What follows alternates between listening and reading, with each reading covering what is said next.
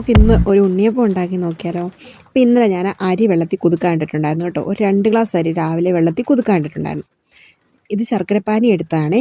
ഒരു ശർക്കരയും ഒരു ശർക്കരയുടെ പകുതി എന്നുള്ള ശർക്കരപ്പാനി എടുത്തിരിക്കുന്നത്. ഇനി നമുക്ക് ഈ അരി അരയ്ക്കാം. അപ്പോൾ അരി അരയ്ക്കുന്നതിന് മുമ്പ് അതേ അരിക്കകത്തോട്ട് ശർക്കരപ്പാനി നന്നായിട്ട് അരിച്ചൊഴിക്കണേ. ഞാനൊരു 2-3 വട്ടമായിട്ട് ഇത് മൊത്തം മാവും ഒന്ന് അരച്ചെടുത്തിട്ടുണ്ട്. അരച്ച് എടുത്തിരിക്കുന്നത് നന്നായിട്ട് ഒരു തരിതരി എഫക്റ്റ് ഇട്ട് അരയ്ക്കുകയാണെങ്കിൽ ഇച്ചിരി കൂടെ നല്ലതാണ്.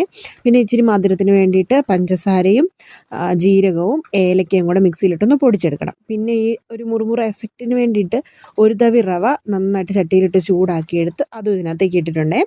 അപ്പം നന്നായിട്ട് ഇളക്കിയിട്ട് ഞാനൊരു ദിവസം ഒരു രാത്രി ഫുള്ളേ വെച്ചു. പിറ്റേ ദിവസം രാവിലെ ആയിട്ടുണ്ട്. ഇതേ മാവ് നന്നായിട്ട് പുളിച്ച് വന്നിട്ടുണ്ട്.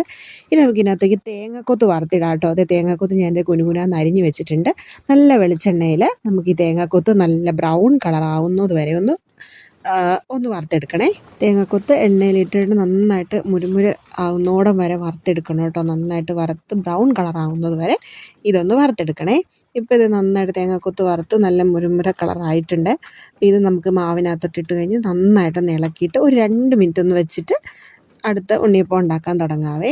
ഇനി ഉണ്ണിയപ്പം ചട്ടി അടുപ്പത്ത് വെച്ചു. എണ്ണ ചൂടാക്കി കഴിഞ്ഞപ്പോൾ അതിനകത്തേക്ക് നമ്മുടെ ഈ മാവ് ഒഴിച്ചിട്ടുണ്ട്. ബ്രൗൺ കളറാകുമ്പോഴത്തേനൊന്ന് മറിച്ചിടാം കേട്ടോ. ഒത്തിരി കരിഞ്ഞു പോവാണ്ട് ശ്രദ്ധിക്കണേ. വീഡിയോ ഇഷ്ടപ്പെട്ടാൽ ചാനൽ ലൈക്ക് ചെയ്യാനും സബ്സ്ക്രൈബ് ചെയ്യാനും മറക്കല്ലേ.